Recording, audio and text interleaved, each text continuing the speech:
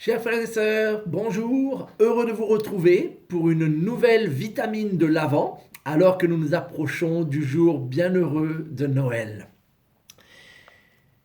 Si vous aviez pu écrire votre propre récit de la vie de Jésus, votre propre évangile, par quoi auriez-vous commencé? Vous avez peut-être déjà remarqué que Matthieu, Marc, Luc et Jean, nos quatre évangélistes, ne commencent pas du tout de la même manière leur récit de la vie du Seigneur Jésus-Christ. Par quoi auriez-vous commencé? Ce qui est sûr en ce qui me concerne, c'est que je pense que je n'aurais pas commencé comme Matthieu. Si vous ouvrez votre évangile de Matthieu et en fait la première page du Nouveau Testament, au chapitre 1, vous découvrez que Matthieu commence par une généalogie. Vous vous rendez compte? Quel moyen plus barbant que commencer un évangile qu'une généalogie? Mais ce n'est certainement pas un hasard et j'aimerais vous partager 3 bonnes raisons pour lesquelles peut-être Matthieu a eu finalement une très bonne idée. Mais ce qui m'a aidé à le comprendre, c'est lorsque j'ai revisité ma grand-mère, vous savez, celle qui a 107 ans et dont je suis si fier, il y a 1 mois et demi. Et chez ma grand-mère, il y a ce grand arbre généalogique où sont inscrits le nom de mes cousins, ceux que je connais à peu près, mais alors des oncles, et puis des petits-enfants et des arrières, et je découvre à peu près une 140aine de noms et prénoms qui découlent de ma grand-mère, ainsi que ses propres parents à elle.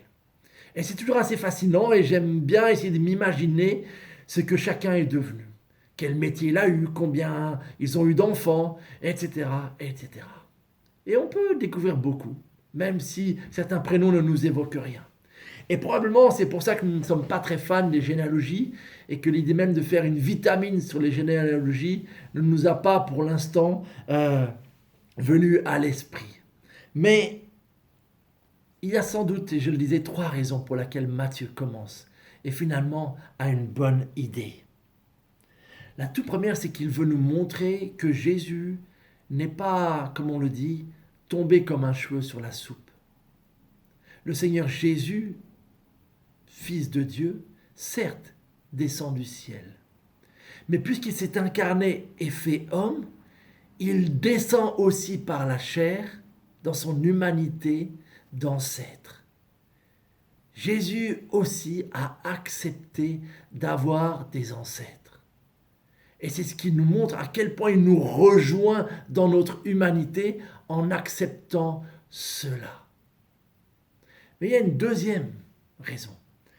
Lorsque vous lisez cette généalogie de Jésus au chapitre 1 de Matthieu, que je ne vais pas vous relire, sinon vous n'allez pas être trop vitaminé, mais lorsque vous lisez quand même, et je vous encourage à le faire, il y a des noms qui vont vous évoquer, bien sûr, aussitôt quelque chose. Des Abraham, des Jacob, des David. Mais il y a d'autres noms qui ne vous diront rien du tout. Et puis il y a d'autres noms qui sont choquants. Il y a plusieurs noms de personnes dont on sait que la vie n'était pas correcte. Il y a en fait plusieurs mentions de femmes qui n'avaient pas des vies très morales. Et chose encore plus surprenante pour une généalogie du descendant du Messie, c'est qu'il y a plusieurs de ces femmes qui n'étaient même pas juives. Cela n'a rien de choquant pour nous aujourd'hui, mais ce n'était pas forcément quelque chose dont on se vantait. Si je découvrais que dans mes ancêtres, il y a eu des personnes avec une vie morale très douteuse, peut-être je serais tenté d'effacer leur nom, prénom, et de sauter une génération. Mais Matthieu ne fait pas cela. Et puis même nos héros comme Abraham ou David n'ont pas toujours été très exemplaires. Voyez-vous? Même la généalogie de Jésus est un message de grâce. Jésus accepte que dans ses ancêtres humains, il y ait des hommes et des femmes qui, sans la grâce de Dieu, n'auraient jamais pu être mentionnés. Oui, même la généalogie de Jésus est une bonne nouvelle pour vous et moi.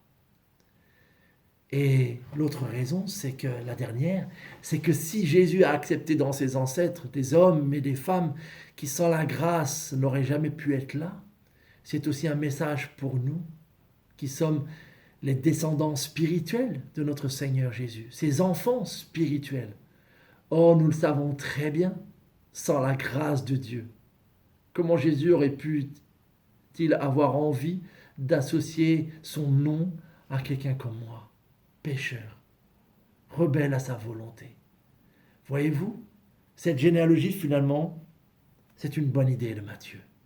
Elle nous parle de la grâce de Dieu, qui fait le lien avec les ancêtres et tout le texte de l'Ancien Testament, et qui fait le lien avec nous parce que finalement, nous sommes tous appelés à faire partie de cette généalogie.